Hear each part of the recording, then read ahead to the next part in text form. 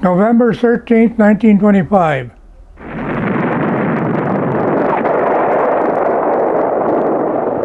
December 7th, 1941, a date which will live in infamy. Hell yes, I do. Yep. Slap-a-Jap Day. Slap-a-Jap, huh? Slap-a-Jap Day. We always celebrate it on December 7th as Slap-a-Jap Day. That's what I call it. Everybody else has their own terms, but we call it Slap-a-Jap Day. Where did you go to school? Lottsville. Lottsville? I think my senior class was probably the last one there. 1944, that's when I went into service. Where'd you do your basic training? Camp Wheeler, Georgia. I joined up for immediate induction. I went to Warren, got on the train, Camp Wheeler, Georgia, and from there, I think I was in for 17 weeks of training. And of course, you know, that was the time when the war was kind of tough over there. They had the Belgian Bulge, and I went from Camp Wheeler, Georgia, up to I'm trying to think where I shipped out from. Somewhere in Virginia. SS Santa Rosa. It was apparently a kind of a cruise ship back then. But when I went over, I think I spent 22 days on the water. There was a 200 ship convoy, so we were well protected. We went directly to Le Havre, France. Were you assigned to a unit then? No, we were replacement for the 114th Infantry, 44th Division. I was a foot soldier. I had a rifle. Okay. Well, when I got to Europe, they took the rifle away from me and gave me a BAR. Which is? You know what a BAR is? No. Browning automatic rifle. Had a big clip, 20 round clip. Mm-hmm. That's what I carried all through the war. These 5 men with M1s are getting off a total of 80 aimed shots a minute.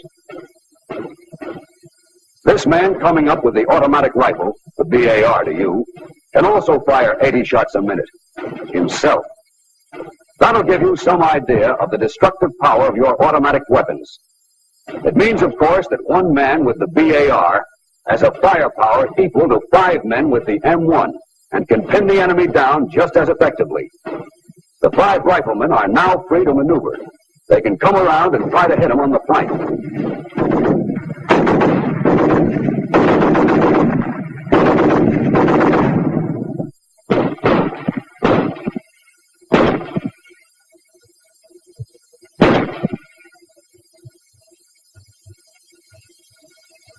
A powerful weapon in the hands of a well-trained man. The BAR, 80 shots a minute. We had quite a few skirmishes going back across Germany and France and Germany, and I got a couple battle stars, and I got a couple of combat infantry badges. When we got into trouble, my squad, I was the only one in my squad that had a BAR, that had the real firepower. You see, the rifle that was issued, I think, had an 8-round clip, and the BAR had a 20-round clip. They called on me for firepower when we got into trouble, when they were shooting at us from the hedgerows and things like that. You know what the hedgerows are? Mm-hmm. Mm-hmm. Yep. Well, the U.S. was pretty ingenious. They mounted plows on a lot of the tanks, and they would make tracks through the hedgerows. Mm-hmm. You were the heavy artillery. I was. Yeah, they called me in. Hey, Faust, get in here. We need some firepower. And of course, I would drop down, and I don't like to talk about shooting Germans, but whenever they called me in, it was for long-range fire. We were getting fire from the hedgerows, or some of the enemy were breaking out of the towns and heading for the hedgerows, and I had to flop down, and of course my BAR had a mount on the barrel that dropped down, and pretty accurate piece of machinery. The front lines were kind of broken. We were going back through cleaning up and gathering prisoners and things like that. While we relaxed, we sat down in the discharges of the Sherman tanks, the exhaust, and sat there to keep warm. As a matter of fact, I was taken into a first aid station once because I had carbon monoxide poisoning. Once in a while we would be billeted and we get to a village, we would stay in the village and they'd put us in houses, that's where we spent our night. In the morning we got out, started the firepower. I don't know, these rascals, they were hiding waiting for us. They knew where we were, and we'd get out and get ready to mount up and leave. Usually we had tanks or trucks or something like that. We weren't foot soldiers necessarily, but we would be getting ready to go, and all of a sudden you'd hear bullets bouncing off the side of our house and things like that. And of course then I had to rely on my BAR, shoot back. Did you feel like you were winning the war? Well, yeah, because we were collecting German soldiers. We were rounding them up. We were sent on trips occasionally up into the mountains and the hills where they had a group that wanted to surrender, and we would go up. There would be probably 8 or 9 of us in a squad, and we'd go up and we'd meet them and maybe come back with 50 to 100 German soldiers. Oh yeah, we communicated with them. Tried to. What was their sense? I mean, they're surrendering. Are they exhausted? They're just happy to give up.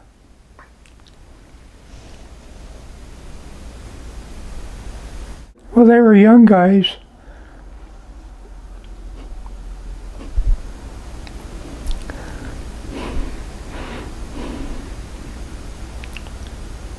Total story of it is that these were young guys like I was.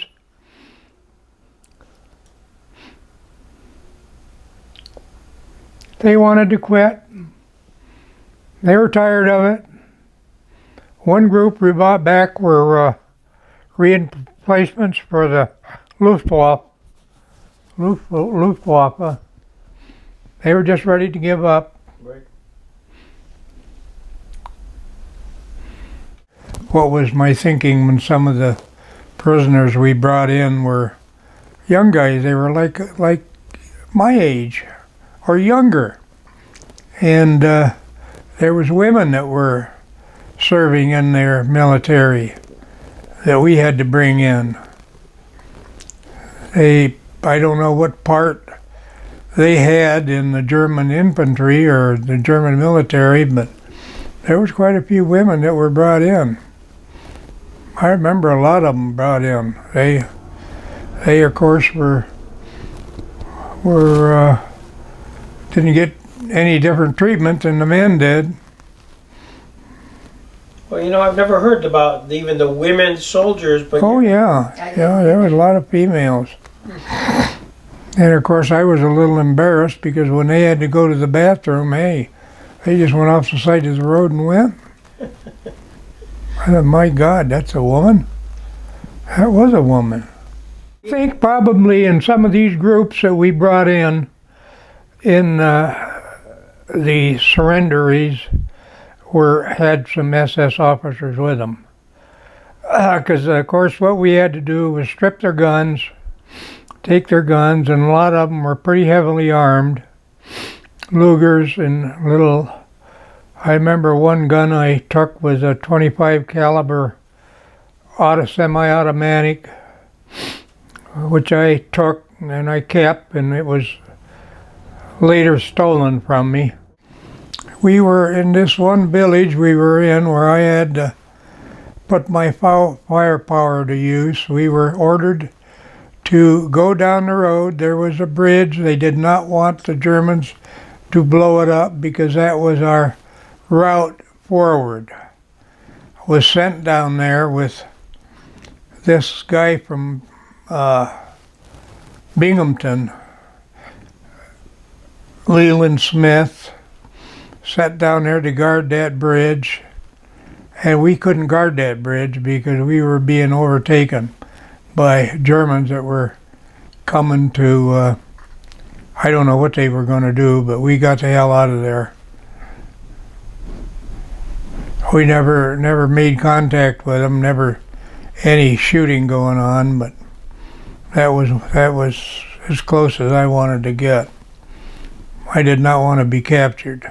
Right.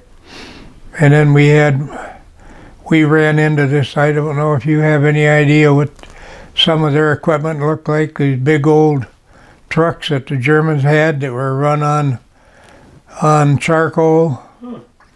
And they're coming down the road at us, and we were aboard of one of our big tanks. I think it was 8th Armored or something like that, one of their tanks, and here comes this big truck down the road and right ahead of us, and it couldn't get off the road, and we were not going to get off the road. And we went head to head, they were ordered to get out of their trucks and surrender, and they didn't. And we opened up on that truck with our 50s. Oh gosh. They were mounted on the tank, and you could just see that radiator go to pieces and the windshields go to pieces. All of a sudden, both doors opened and Germans rolled out. Never touched them. Germans rolled out onto the road. They surrendered then? I guess they did. Yes, I guess they did. Their truck was just completely destroyed. Some of your colleagues, soldiers, were lost or died in combat. And what was the morale when that was happening? Did you? You were kind of mad, you know. We took down a lot of German soldiers that were resisting as we marched through the country.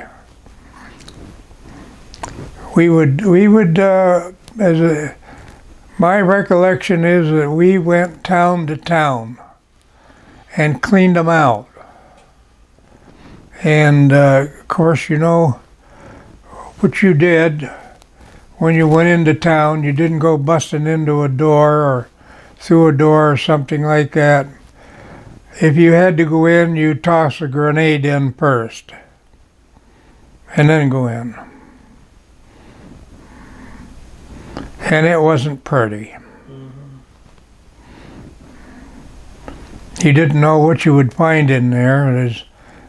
Obviously there was not too many children that were involved, but I remember going through the towns, and towns had narrow streets, and God, they had cows in their place in their homes, and their animals, they kept them in basically the same building. Biggest city we went through was Paris. Great. We were not real close to Paris. We had some boys that got into trouble in Paris, being fresh from the US of A, and they're thinking of wine cellars and everything like that, and they got in trouble. So I don't know whatever happened to them. I think they wound up in Leavenworth. What'd they do? Well, they were breaking into wine cellars and killing the gendarmes and taking their guns, and you know, we had some pretty disrespectful people when I went in. Do you remember how you got the word that Germany had surrendered? Well, it came down from our commander, I'm sure. We were in kind of a mountainous area, semi-mountainous area. You know, the foothills to the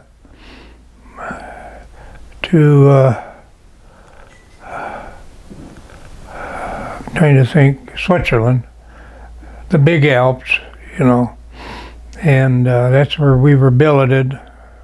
We were in a little village there, and we used to go out, and we had to keep our eye on the hillside and on the area around, and pick up guns and take them into town and burn them right in the center of town. And God, that hurt. A lot of real squirrel rifles, you know, were burnt and destroyed. Yeah. Then.